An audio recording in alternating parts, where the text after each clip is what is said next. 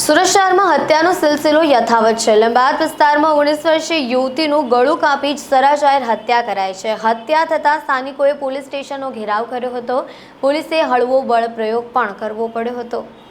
તારા પ્રેમ પ્રકરણનો ઘરવાળાને કહી દઈશ તેમ કહીને બ્લેકમેલ કરતા કિશોરે મિત્રને ગળે ચાકુ ફેરવી કરપીણ હત્યા કરી હતી। આ મામલે મરનાર કિશોર રોહનના પિતાએ પોલીસ ફરિયાદ દાખલ કરાવી હતી। તેમાં તારીખ 19 ઓગસ્ટના રોજ રોહનના પિતા સંતોષ પાટીલ તે રક્ષાબંધન કરવા માટે ડિંડોલી આવ્યા હતા।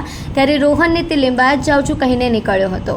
દરમિયાન તેમના શાળાનો ફોન આવ્યો હતો કે રોહનને કોઈએ સુમન સ્કૂલના કમ્પાઉન્ડમાં ચાકુ મારી દીધું છે, જેથી તેઓ ત્વરિત સ્થળ ઉપર દોડ્યા હતા। દીપક પાટીલ નામના 19 વર્ષીય કિશોરે જ રોહનની હત્યા કરી નાખી હતી। ત્યારબાદ આ સ્થાનિકોમાં રોષ ફાટી નીકળ્યો હતો કે પોલીસ સ્ટેશનનો ઘેરાવ કરતા પોલીસે હળવો બળ પ્રયોગ કરવાની પણ નોબત આવી હતી।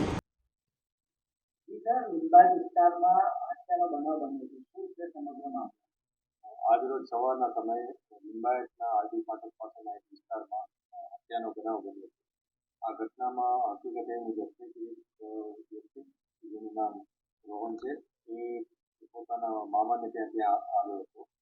એ પોતે ડિંડોલીનો રહેવાસી છે।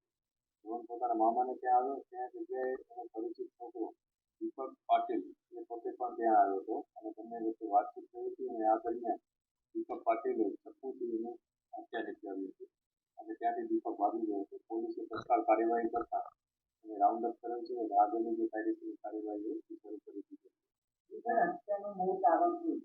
અત્યારે જે પોલીસ પાસે જે ઇન્ફોર્મેશન મળી છે એમાં બે એંગલ આવી ગયા છે।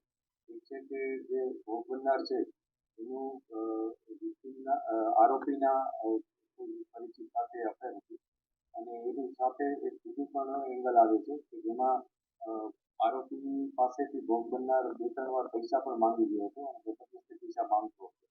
આ બંને એંગલ ઉપર પોલીસ તપાસ કરી રહ્યા છે અને જે પણ અમને એમાં મૂળ કારણ મળશે ત્યાં સુધી અમે પહોંચીશું અને મૂળ કારણ આવતા જ અમે એના મુજબ આગળની કાર્યવાહી કરીશું।